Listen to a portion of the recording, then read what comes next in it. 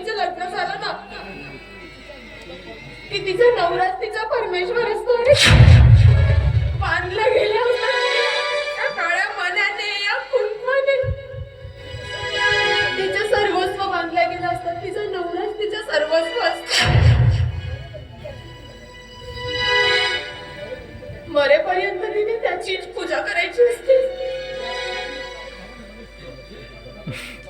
एवढ्या बांधल्या गेलेल्या त्या काळ्या धाग्यांनी स्त्रिया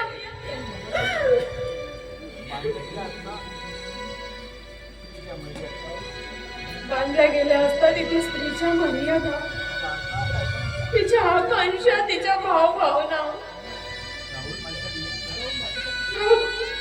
तुला एक सांगू, माझ्यासाठी फक्त एक कर, यापुढे ना त्या समोरच्या रस्त्यावरती येऊ नकोस.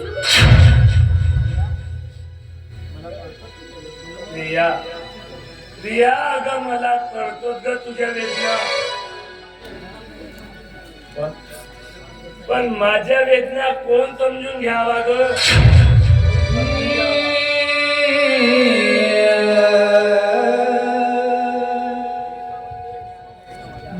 अगं बेसावधपणे एका क्षणात आलेल्या वादळाने अगं उद्ध्वस्त झालीत आपली स्वप्ने.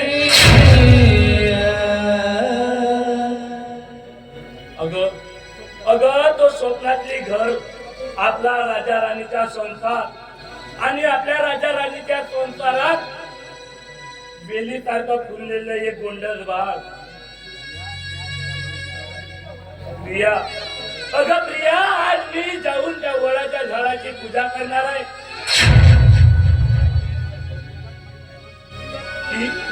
ती पुढच्या जन्मी माझ्या प्रियाला माझी जीवन संगिनी बनव म्हणून.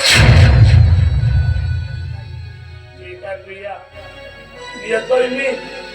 काळजी घे ग स्वतःची.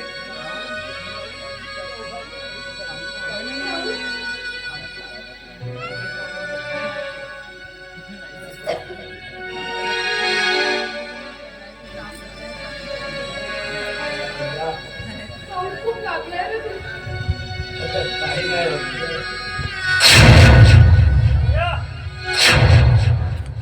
नालायक,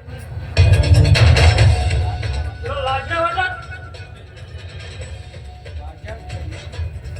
माझ्याच घरी, माझ्याच गैरहजेरीमध्ये परत चुंबन घेताना तुम्हाला काहीतरी गैरसमज होते. हवा विश्वजितराव काय बोलताय? जो खरंखोर आपणच पाहून का? अरे जे माझ्या डोळ्यानं प्रत्यक्ष बघितलं तेच बोलतोय मी. अरे आज फक्त ऐकलं होतं,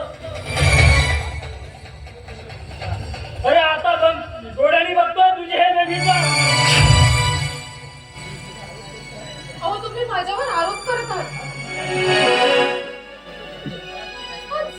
आज तुमच्या मित्राने माझी आबरू लुटण्याचा प्रयत्न केला आणि हा जर वेळेवर आला नसता तर कदाचित राहुलने मला वाचवलं. अजिबात एक शब्द बोलायचा नाही.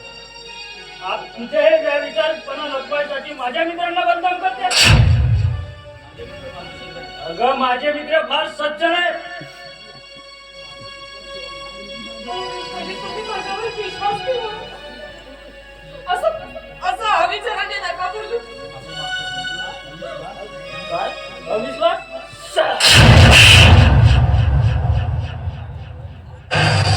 डोळ्यांनी बघितलं ते काय होतं?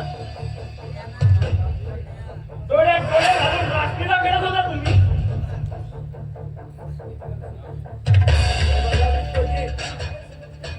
अहो गैरसमज करून घेऊ नका. अहो ती माझ्या ओठाच्या रक्त फुटत होती. तुझे स्वतःचे हात काय मोडले होते का रे? तर हे माझी बायको स्वतःच्या ओठाने तुझ्या ओठाचा रक्त तूच राहुलास ना? अरे या गावात चर्चा आहे तुला दोघांच्या संबंधाची.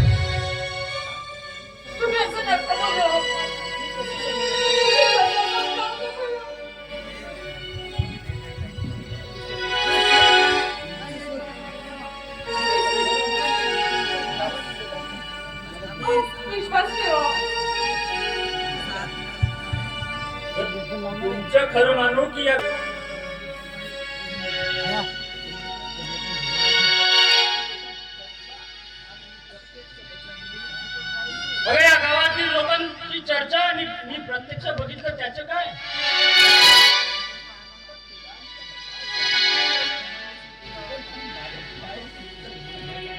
जर तुझा तुझा आणि याचा काही संबंध नसेल ना तर मी माझ्या पायाची चप्पल काढून दे याला. हाकलून दे माझ्या समोरून कुत्र्यासारखा. आता त्याला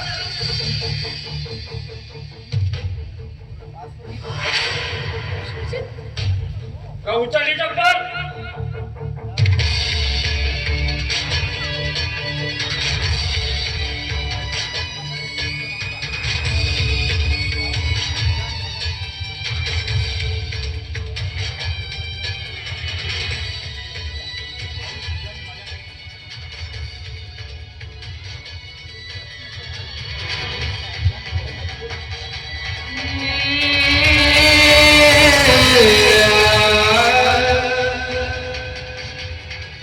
Oh